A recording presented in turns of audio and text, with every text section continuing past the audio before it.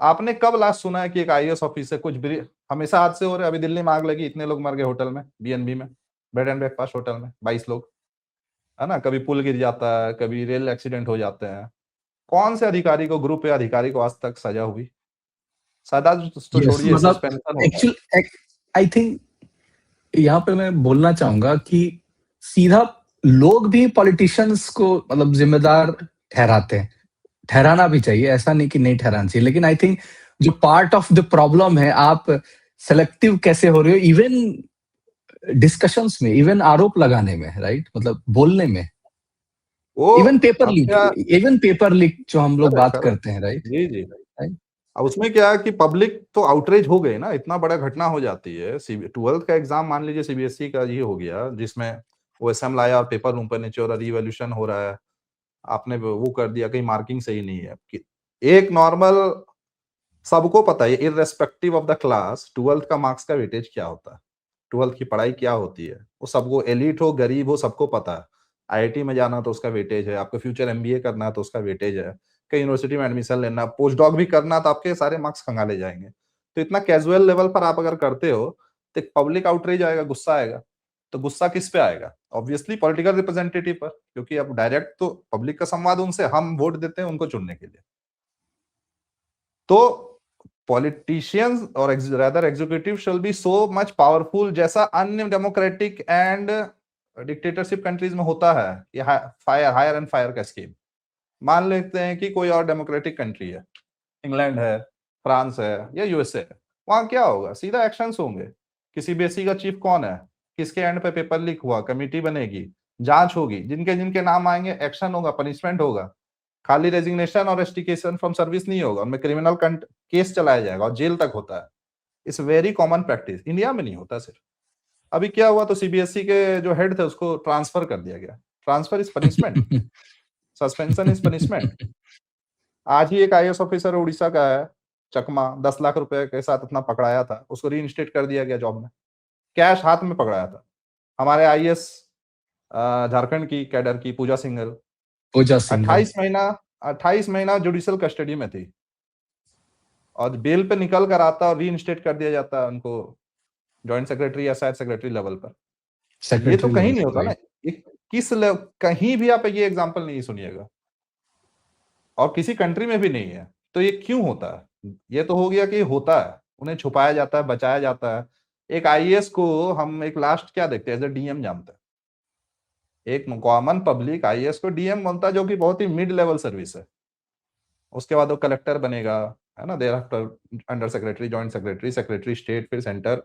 वो career progression काफी ज्यादा है। डीएम तो आप 35 साल में बन जाते हो, 8 साल 10 साल के सर्विस में डीएम बन जाते हैं। तो पब्लिक वहां तक देखती है। और डीएम से वही जो हमारा जो सोशल बना हुआ है कि हम डीएम साहब के पास फरियाद लेने जाते हैं, डीएम साहब से हम शिकायत करने नहीं जाते, शिकायत करने एमपी एमएलए के पास जाएंगे। क्यों? Because these are the post colonial institutions. और एक वोट का पावर, और एक 70 साल में जब हम रिप्लेस कर रहे हैं सरकार को, बदल रहे, तो वी ऑल्सो एम्पावर्ड, और उसको भी सुनना पड़ता है। बट वो जो पीछे से बैठा हुआ है उस पर तो कुछ नहीं होता। सेम आप देखिए जुडिशरी में। चलिए यूपीएससी में जाने के लिए आपको एक फेयर एंड एग्जाम तो होता है, आपको आईएएस बनना है तो भारत का कोई भी बच्चा बन सकता है, ये तो है। आप अच्छा से तैयारी करिए, एग्जाम पास करिए, कोचिंग हो नहीं हो जैसे भी करिए, मान लेते हैं फेयर तो है एग्जाम, कुछ चीजों को छोड़कर कि आप बन सकते हैं। बट जुडिशरी, जुडिशरी में कैसे बहाली होता है? एक होता है स्टेट पीसीएस के थ्रू, ठीक है, जो बनेंगे आप सेशंस कोर्ट के जैसे, मैक्सिमम आप डिस्ट्रिक्ट कोर्ट चले गए तो बहुत बड़ा आपने अचीव कर लिया। और सम ऑफ देम, यानी कि लेस देन 10% या 12% ऑफ द जज who are directly recruited by the PCS examination went on to become the जज ऑफ ए हाई कोर्ट। अच्छा, ये हो गया। तो भाई साहब, हाई कोर्ट और सुप्रीम कोर्ट में जज कौन बनते हैं? तो उन्होंने एक अपना अपना निकाल लिया जुगाड़। भारत में 500 परिवार का जज ही है जो हाई कोर्ट और सुप्रीम कोर्ट का जज बनता है। 500 परिवार यही बनते हैं। कैसे?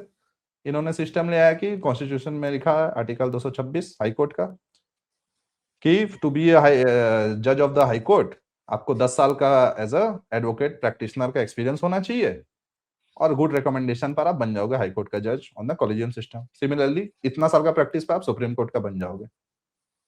तो कॉलेजियम सिस्टम क्या है भाई? तो जज ही जज को चुनता है भारत में, ये सिस्टम पूरे विश्व में कहीं नहीं है।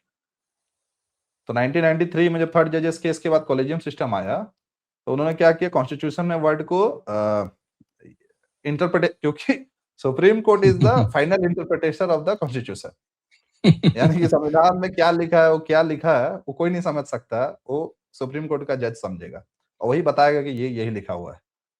तो इन्होंने क्या किया कि जो पहले था कि एग्जीक्यूटिव्स जो है, यानी कि प्रधानमंत्री और बाकी मंत्रालय, law ministry, at the advice of the PM और द मिनिस्ट्री जो होता था, कि सुप्रीम कोर्ट जज ऐसे अपॉइंट होता था, उन्होंने उसको कर दिया कि नहीं, इससे कंकरेंस, यानी कि CGI, chief justice of India, और अभी जो सिस्टम है उसमें 4 और सीनियर मोस्ट जज, यानी 5 जज, उनका कंकरेंस से ही डिसाइड हो जाएगा कि सुप्रीम कोर्ट का अगला जज कौन होगा, और वो फिर नाम को रिकमेंड करके दे देंगे लॉ मिनिस्ट्री को, आपको साइन करना ही होगा।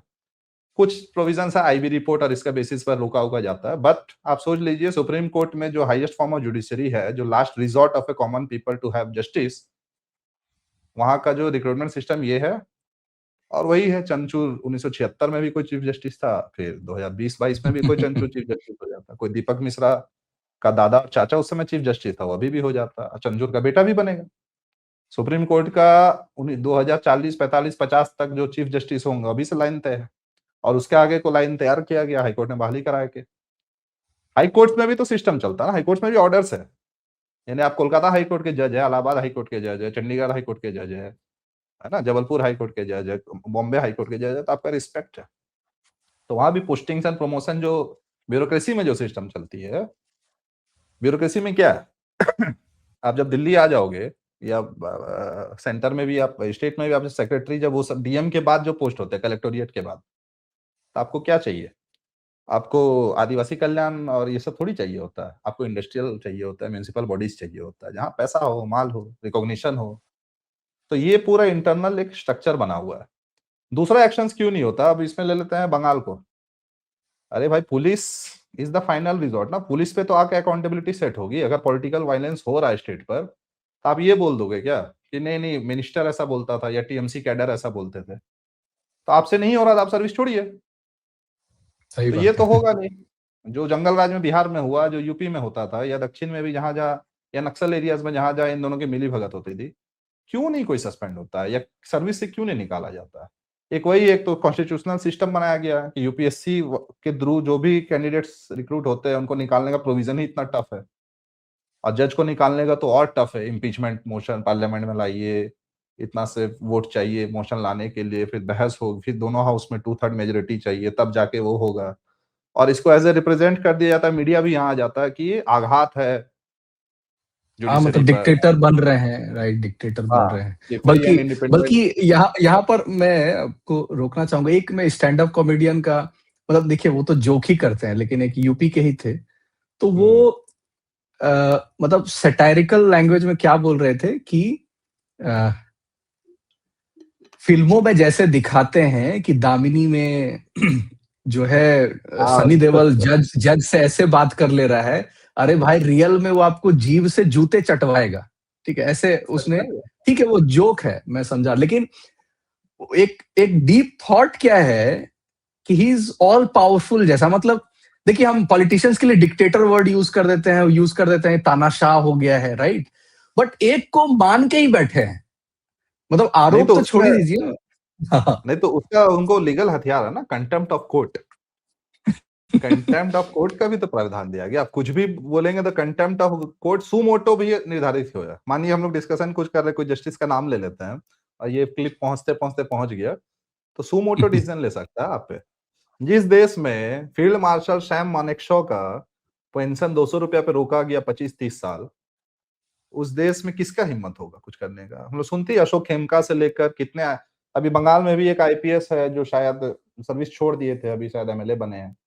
एक और आपकी 2012 का जो रेप घटना हुआ था पार्क स्ट्रीट में शायद, उसकी जो आईएएस ऑफिसर या आईपीएस ऑफिसर थी जो लीड करी थी इन्वेस्टिगेशन, तो ममता की बात नहीं मानी थी उन्होंने, और बोला, ममता ने बोला था स्टेटमेंट था कि रेप नहीं हुआ, उन्होंने बोला नहीं हुआ है।